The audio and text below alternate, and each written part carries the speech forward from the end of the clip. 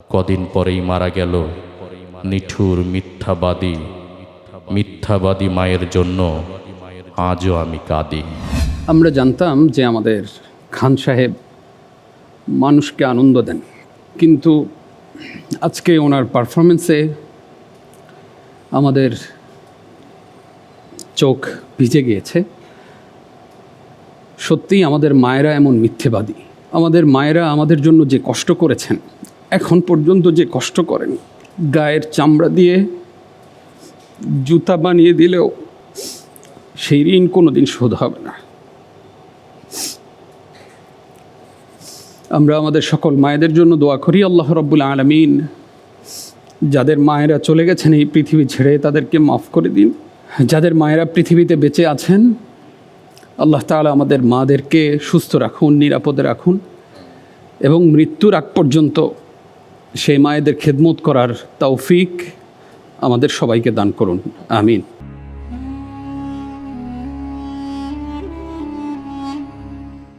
এতটা দিন পেরিয়ে আজও মায়ের জন্য কাঁদি, কারণ আমার মাঝে ছিল ভীষণ মিথ্যেবাদী। বাবা যেদিন মারা গেল আমরা হলাম একা। সেদিন থেকেই বাঁক নিয়েছে মায়ের কপাল রেখা। মা বলতো বাবা নাকি তারার ভিড়ে আছে, লেখাপড়া করি যদি নেমে আসবে কাছে। তারাই তারাই বাবা খুঁজি, তারার ছড়াছড়ি, আমার মায়ের মিথ্যে বলার প্রথম হাতে খড়ি।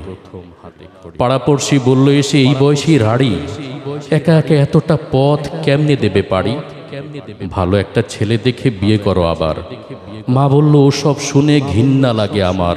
একা কোথায়, খোকন আছে, বিয়ের কি দরকার? ওটা ছিল আমার মায়ের চরম মিথ্যাচার। রাত্রি জাগে সেলাই মেশিন, চোখের কোণে কালি, নতুন জামায় ঘর ভরে যায় মায়ের জামাই তালি। ঢুলু ঢুলু ঘুমের চোখে সুই ফোটে মার হাতে। আমি বলি সৌতো এবার কি কাজ এত রাতে? মা বলতো ঘুম আসে না, শুয়ে কি লাভ বল? ওটা ছিল আমার মায়ের মিথ্যা কথার ছল। স্কুল থেকে নিতে আসা গাড়ি ঘোড়ার চাপে আমার জন্য দাঁড়াতো মা কড়া রোদের তাপে।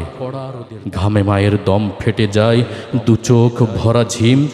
ভ্যানিটি ব্যাগ খুলে আমায় দিতেন আইসক্রিম। মায়ের দিকে বাড়িয়ে ধরে বলতাম একটু নাও। মলিন হেসে মা বলতো খাও তো বাবা, খাও। আমার আবার গলা ব্যথা, ঠান্ডা খাওয়া মানা। ওটা ছিল আমার মায়ের নিঠুর মিথ্যাপনা। বড় হয়ে চাকরি নিয়ে ঢাকা শহর আসি, টুকটুকে বউ ঘরে আমার, বউকে ভালোবাসি। পশ এলাকায় বাসা নিয়ে ডেকোরেটর ধরে সাজিয়ে নিলাম মনের মতো অত্যাধুনিক করে। মা তখনও মফস্বলে, কুশিয়ারার ঢালে, লোডশেডিংয়ের অন্ধকারে সন্ধ্যাবাতি জ্বলে। নিয়ন বাতির ঢাকা শহর আলোয় ঝলমল। মাকে বলি গঞ্জ ছেড়ে এবার ঢাকা চলো। মা বলল এই তো ভালো, খোলামেলা হাওয়া, কেন আবার তোদের ওই ভিড়ের মধ্যে যাওয়া? বদ্ধ ঘরে থাকলে আমার হাঁপানি ভাব হয়।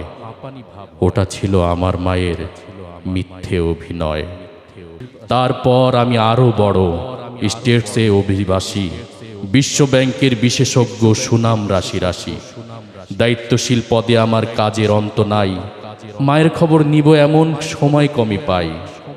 মা বিছানায় একলা পড়া, খবর এলো শেষে এমন অসুখ হয়েছে মার, চিকিৎসা নেই দেশে।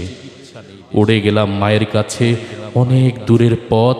পায়ে পড়ে বলি মাকে এবার ফেরাও মত। একা একা গঞ্জে পড়ে কি সুখ তোমার বলো? আমার সঙ্গে এবার তুমি আমেরিকা চলো। এসব অসুখ আমেরিকায় কোনো ব্যাপার নয়, 7 দিনের চিকিৎসাতেই সমূল নিরাময়। কষ্ট হাসি মুখে এনে বলল আমার মা, প্লেনে আমার চড়া বারণ, তুই কি জানিস না? আমার কিছু হয়নি তেমন, ভাবছিস অযথা। ওটাই ছিল আমার মায়ের শেষ মিথ্যে কথা। কদিন পরেই মারা গেল নিঠুর মিথ্যাবাদী মায়ের জন্য আজও আমি কাঁদি।